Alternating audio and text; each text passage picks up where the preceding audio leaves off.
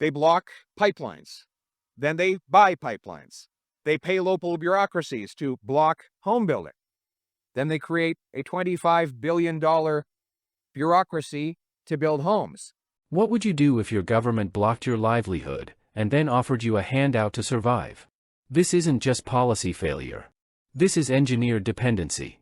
And Pierre Poilievre just called it out for what it is. Alright, here's what's really going on. At the Calgary Stampede, Conservative leader Pierre Poilievre delivered more than a crowd-pleasing barbecue speech, he delivered a warning.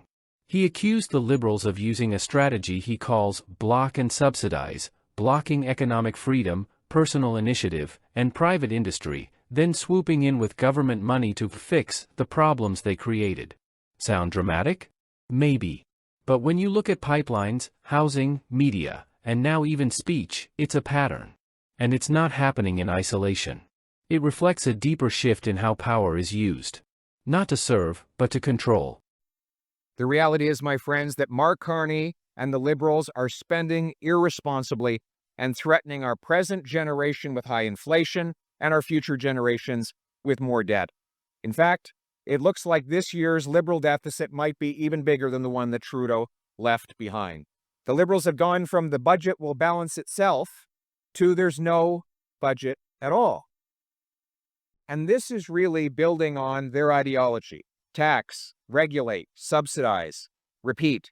Mr. Carney has the same approach as Trudeau on this as well. Liberals block things, and then they subsidize those same things. Think about it.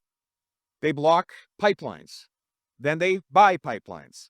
They pay local bureaucracies to block home building.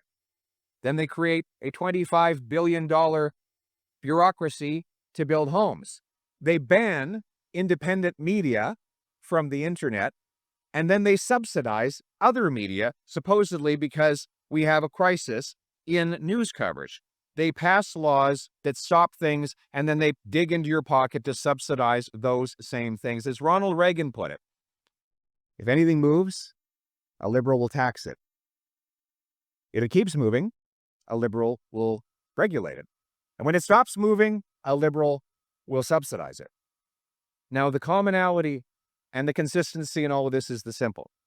By blocking you from doing something and then making you ask the government to help you do it, it makes you reliant on them. It puts them at the center of all power, in charge of your life. And that is their mission. That is their goal. Mark Carney wants a full government takeover of our economy. He wants more control over your life, so elites and insiders like him control and profit from everything.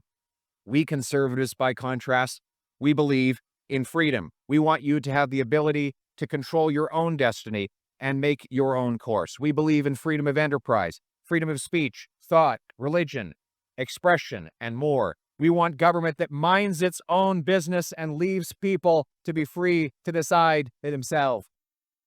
Let's pause right there. What Poilievre described isn't just mismanagement, it's a philosophical war against freedom. Number 1, pipelines. They stalled Trans Mountain until it died as a private project, and then bought it. You don't get capitalism when the state owns what the market was already building.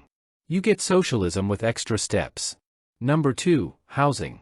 Ottawa pays cities to say no to builders, then spends $25 billion on new bureaucracies to fix the housing crisis. That's like banning umbrellas in a rainstorm, then selling ponchos at triple price. Number 3, media. Independent voices are throttled online.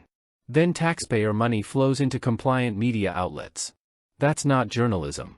That's propaganda with a budget. This is the Liberal model. Block innovation. Create chaos. Offer yourself as savior, with someone else's money. It's not incompetence, it's a system built to make you small. The more you need them, the more power they have. Now here's the difference. We believe in freedom, Poilievre said. We want government that minds its own business and lets people build their lives. Approvals should be fast. Markets should be trusted. Citizens should be free to speak, build, and earn, without asking permission from Ottawa. This isn't about less government. It's about smarter, humble government. Have you seen this pattern in your own town? Where the government blocks progress and then shows up with a rescue plan it created the need for? Drop a comment. Tell us where you've seen it.